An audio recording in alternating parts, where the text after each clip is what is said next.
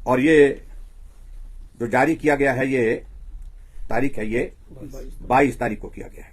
एक व्हिप जारी किया गया, सीधा सीधा कांग्रेस पार्टी के कैंडिडेट को वोट डालने के लिए कहा गया। और जबकि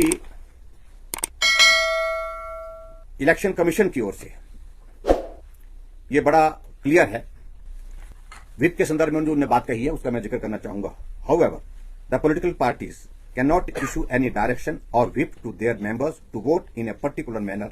मुझे बड़ा साफ और स्पष्ट है इसमें कि व्हिप जारी किया ही नहीं जा सकता, लेकिन उसके बावजूद भी व्हिप जारी किया गया है।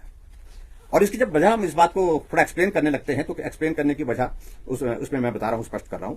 उसकी वजह है ताकि विधायकों के ऊपर दबाव डाला जाए और उस दबाव के तहत उनको ये कहा जा रहा है कि अगर आपने व्हिप को डिफाई किया, व्हिप का उल्लंघन किया, तो आपकी विधानसभा से सदस्यता जाएगी। ये मुख्यमंत्री महोदय जो है वो विधायक दल की बैठक में कांग्रेस के विधायकों को बताते हैं। भारतीय जनता पार्टी के पास आंकड़ा होने के बावजूद भी जो है वो कैंडिडेट व्हिप जो है वो राज्यसभा चुनाव में बेटर नहीं करती है, तो हमने वो व्हिप इशू नहीं किया। अब जो मीडिया में मैं हैरान हूँ कि भारतीय जनता पार्टी के पास जो है हमारा जो व्हिप इशू करने का कागज़ है दिया था, वो इनके हाथ में कैसे आया। वो इन्होंने इलेक्शन कमीशन ऑफ इंडिया को कंप्लेंट के रूप में भेजा है, तो कंप्लेंट के रूप में भेजा, इसका मतलब फ्रस्ट्रेशन है, इनकी हताशा है, निराशा है।